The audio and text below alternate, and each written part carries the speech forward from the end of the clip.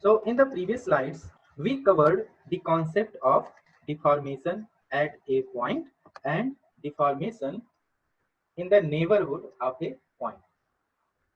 Next, we will learn, we will discuss the deformation of a linear element, deformation of a line. So already we have covered the concept of deformation of a point and deformation in its neighborhood. So if the distance between the point P and Q is delta S, and after deformation, if this distance has changed from delta S to delta S dash,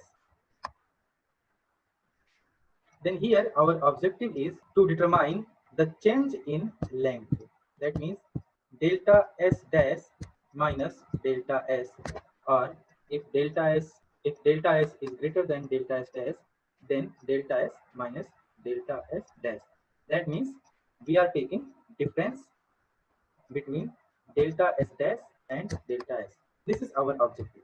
So here it is given that the component of this distance or length delta S is delta x, delta y, and delta j. If we take the square of delta s, then we get delta x square plus delta y square plus delta z square. Now let's deform this region surrounding the point P. After deformation, this point P is displaced to the point P dash, and the point Q, which is neighborhood point of P, is displaced to Q dash. Now, if the coordinate of P is x, y, z, then after displacement, its location will be changed to P dash, whose components are x plus ux, y plus uy, z plus uz, where ux, uy, and uz are x and y and z components of displacement vector at point P. So this is the displacement vector, and its components are ux, uy, and uz. The coordinate of point Q will be x plus delta x, y plus delta y, z plus delta z, where delta x, delta y, and delta z are x, y, and z components of the line PQ. So its x component is delta x, y component is delta y, and z component is delta z. After deformation, this Q point is displaced to Q dash. So its new location will be represented by the coordinates x plus ux plus delta x dash, where this delta x dash represents x component of this length p dash q dash. So what this delta x dash represents here? This delta x dash represents x component of the length p dash q dash. Delta y dash represents y component of this length p dash q dash, and delta z dash represents z component of the length p dash q dash. So delta x dash will be equal to delta x plus delta ux, delta y dash will be equal to delta y plus delta uy, and delta z dash will be equal to delta z plus delta uz. You can find out coordinate of q dash in one more way. Let's consider the coordinate of p is given, that is x comma y comma z, and its displacement vector is also given, it is u. So what will be the displacement vector at point q? So displacement vector at point q will be u plus delta u. Okay, so p dash will be x plus ux, y plus uy, z plus uz, and q dash. We know that coordinate of q is x plus delta x, so we have to add u plus del u in this x plus delta x. So finally we will get x plus delta x plus ux plus delta ux, y plus delta y plus uy plus delta uy, z plus delta z plus uz plus delta uz. The length of p dash q dash is delta s dash, and its component will be this one. So its component will be delta x dash, that is delta x plus delta ux, delta y dash is equal to delta y plus delta uy, delta z dash is equal to delta z plus delta uz. If we take square of this length, then we'll get delta x plus delta ux whole square plus delta y plus delta uy whole square plus delta z plus delta uz whole square. Take the difference between delta s dash square and delta s square. You will get this difference equal to delta x dash square plus delta y dash square plus delta z square minus delta x square plus delta y square plus delta z square. So we have already derived that this delta ux is equal to this expression, delta uy is equal to this expression, and delta uz is equal to this expression. So we can write the expression of delta x dash, delta y dash, and delta z dash. Now if we substitute delta x dash over here, delta y dash over here, and delta z dash at this place, then we will get a very long expression, and that expression can be made short by using the variables exx, eyy, ezz, exy, eyz, and exz, where exx, the expression of exx is written over here, expression of ey, this is the expression of ezz, expression of exy, expression of eyz, and expression of exz. Now if we take first order approximation, that means if we ignore the second order term, higher order terms, then we will get ex is equal to epsilon xx, that will equal to dou ux by dou x. Why? Because this thing will be equal to 0, this thing will also be approximately equal to 0, and this term also will be very close to 0. So we can ignore all these three terms. Then exx will be equal to dou ux by dou x, and this dou ux by dou x represents epsilon xx. That means strain in x direction. So this represents strain in x direction. Similarly, we get Ey is equal to epsilon yy is equal to dou uy by dou y, and Ez becomes epsilon z is equal to dou uz by dou z. Similarly, if we ignore these terms which are higher order terms, then we will get Exy is equal to gamma xy, Eyz is equal to gamma yz, Exz is equal to gamma xz. These are shear strain components. This set of equations are popularly known as strain displacement relations of Cauchy. This is very important. Please remember it. Now, if you substitute all these expressions of Ex, Ey, Ez, Exy, Eyz, Exz in this expression, then we get P dash Q dash square minus PQ square is equal to 2 times epsilon x delta x square plus epsilon y delta y square plus epsilon z delta z square plus gamma xy delta x delta y plus gamma yz delta y delta z plus gamma xz delta x delta z. We can further simplify this expression, and finally we will derive a very useful, very popular expression that is widely used in calculating strain in a linear element or strain in a line element. So we have already derived this expression. Now just make one substitution. Write this delta s dash square minus delta s square like this.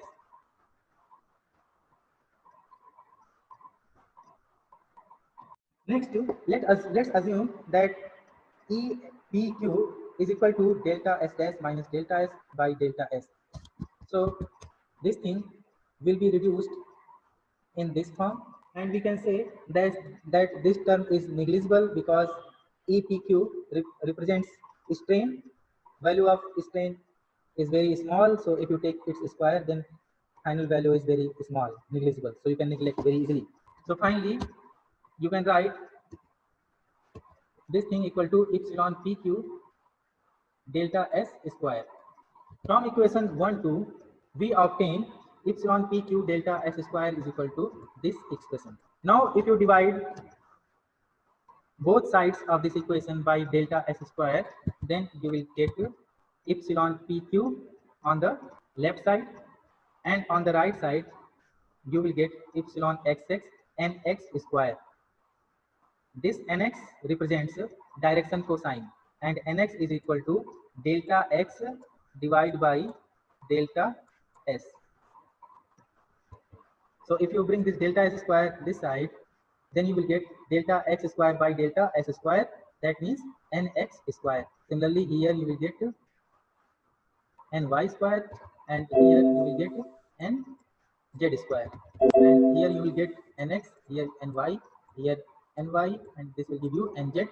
This delta x by delta s will give you nx, and delta z by delta s will give you nz. So this expression represents strain in a linear element, and this is very very important. So so the term epsilon PQ is popularly known as strain in the linear element PQ or strain in the direction PQ. It is extremely important formula, so you should remember it. And then you can solve some numericals.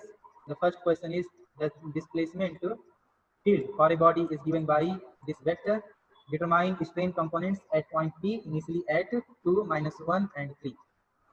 So strain components means epsilon xx, epsilon y, epsilon z, epsilon xy, epsilon yz,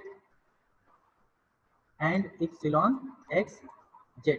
So we know the expressions of all these strains. So all these expressions of strain components are written over here. These are Cauchy's formula of strain displacement. So just use all these formula of epsilon x, epsilon y, epsilon z, gamma xy, gamma yz, gamma xz, and you can find out all the strain components by taking partial derivative of this vector u and by substituting coordinate of point P in the resulting equation. And finally, your result will be this matrix. Another question is that strain matrix at a point is given. What is strain in the direction nx is equal to 0.6 and y is equal to 0 and z is equal to 0.8? So you just use this formula. So here epsilon x is equal to 4, epsilon y is equal to 8, epsilon z is equal to 24, epsilon xy is equal to 4, epsilon yz is equal to 1, and epsilon xz is equal to 2. And nx and y and z are also given. So directly you can calculate the value of epsilon pq, and finally you will get this result. Next, we will learn the concept which helps us to find out rotation of a linear element after deformation in the body. So first consider a pure rigid body and rotate it. Then what will happen? Suppose this is our pure rigid body, and if we deform it, then it will be rotated in such a way that this angle and this angle are same. That means if this one is theta1, this one is theta2, then theta1 and theta2 will be same for a pure rigid body rotation. So if this rectangle represents xy element, then rotation of xy element is represented by the term omega z, where z represents the rotation axis. So for xy plane, z will be rotational axis. This is also called rotational component.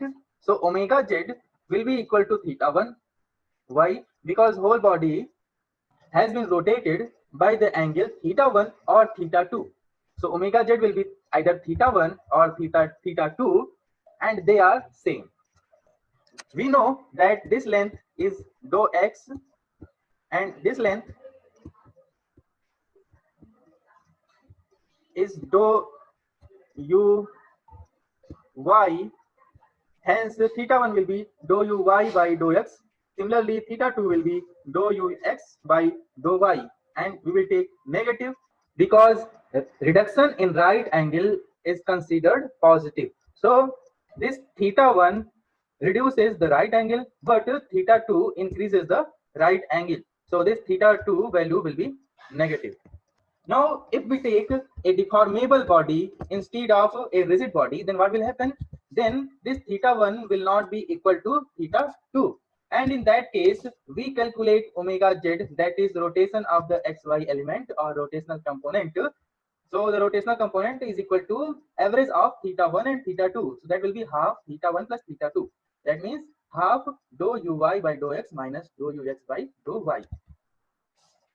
This omega z is also sometimes written as omega yx. Okay, so in previous slide we calculated rotation of two lines mutually perpendicular, but here we will take two lines and the angle between two lines and the angle between these two lines is an arbitrary angle theta, and we want to calculate the change in this angle theta if the body surrounding these points is deformed. Strain matrix at point P can be written as this form. Now consider that the direction cosine of line PQ and direction cosine of line PR are corresponding to PQ. Direction cosine is nx1, ny1 and nz1, and corresponding to PR the direction cosines are nx2, ny2 and nz2. So after deformation, suppose this point P has displaced to P dash, R is displaced to R dash, and Q has been displaced to Q dash, and the resulting angle has become theta dash. Now again consider that the direction cosine of P dash Q dash is nx1 dash, ny1 dash and nz1 dash, and direction cosine of P dash R dash are nx2 dash, ny2 dash and nz2 dash. So corresponding to these two line segments that are P dash Q dash and P dash R dash, we can write the expression like this: mod n1 dash into mod n2 dash cos theta dash is equal to n1 dash dot n2 dash, where n1 dash represents this set of direction cosine. So n1, the components of n1 dash are nx1 dash, ny1 dash and nz1 dash, and the component of this direction cosine, that is n2 dash, are nx2 dash, ny2 dash and nz2 dash. So we know that this n1 dash represents a unit vector, so its mod is equal to 1. So 1 into cos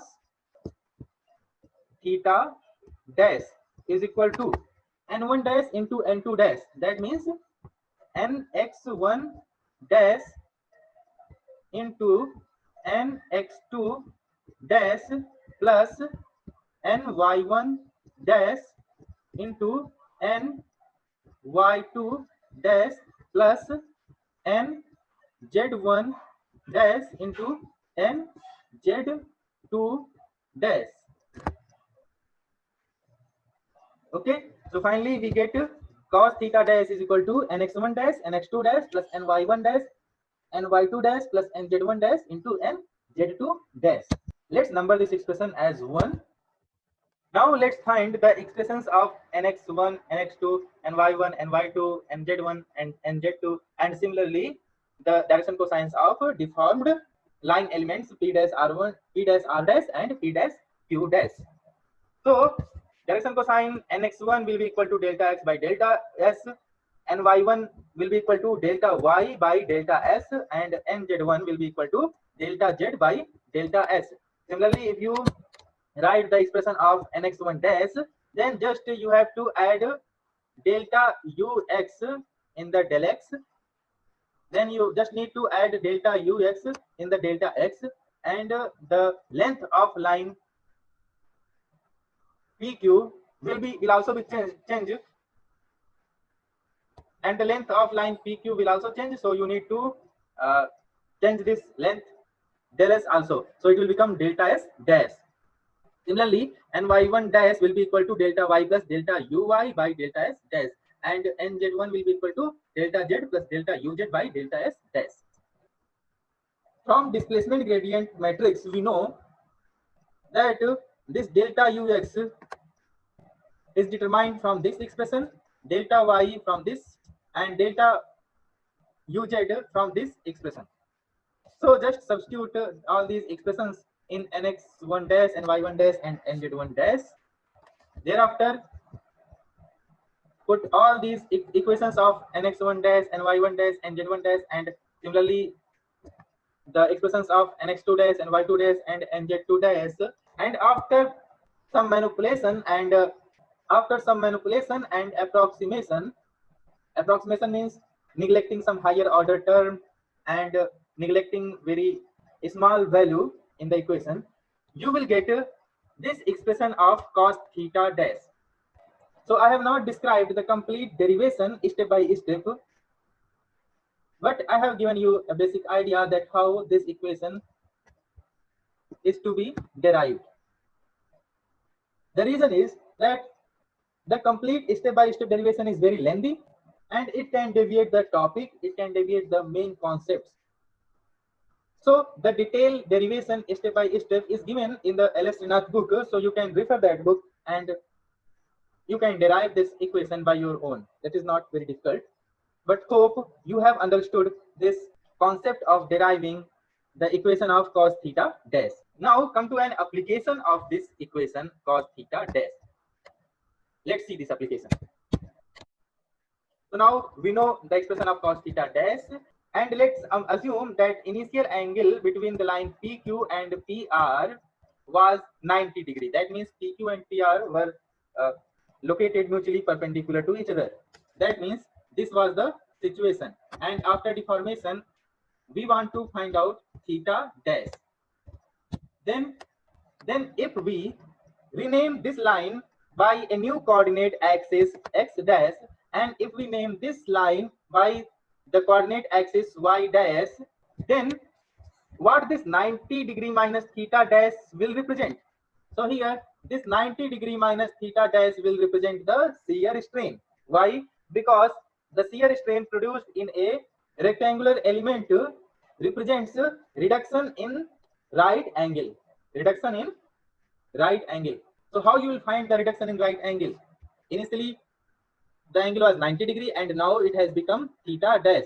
So reduction in right angle is 90 degree minus theta dash, and it will be gamma x dash y dash. So gamma x dash y dash will be 90 degree minus theta dash. Am I right? Okay. So now alternatively we can write this equation as theta dash is equal to 90 degree minus gamma x dash y dash. And now if we take cosine of left and right side, then we will get cos theta dash is equal to sine gamma x dash y dash. That means for a smaller shear strain, this sine gamma x dash y dash can be written as gamma x dash y dash. That means cos theta dash is equal to gamma x dash y dash. So if the initial angle is right angle, then this equation can be written as gamma x dash y dash is equal to 2 epsilon xx and x1 and x2 plus 2 epsilon yy and y1 and y2 plus 2 epsilon zz and z1 and z2 plus gamma xy and x1 y and y2 plus nx2 and y1 and so on. So next equation is written in front of you. So when this equation is valid, this equation is valid only when the initial angle between the line PQ and PR is 90 degree. We can further use this equation for deriving the expression of strain produced by principal stresses. So if the x-axis, y-axis and z-axis coincide with the principal stress axis, then shear strain will be 0. Why? Because in case of principal stress axis, we get the shear stress components equals to 0. So if shear stress components are 0, then resulting shear strain components will also be 0. So this gamma xy, gamma yz and gamma zx will be 0. So what will be final equation? So here we have replaced x by the axis sigma 1, y by the axis sigma 2 and z by the axis sigma 3. That means we have represented the axis x, y, z by sigma 1, sigma 2, sigma 3. And corresponding to this substitution, we get this equation. So now this epsilon xx will become epsilon 1 and epsilon yy will become epsilon 2 and epsilon z will become epsilon 3.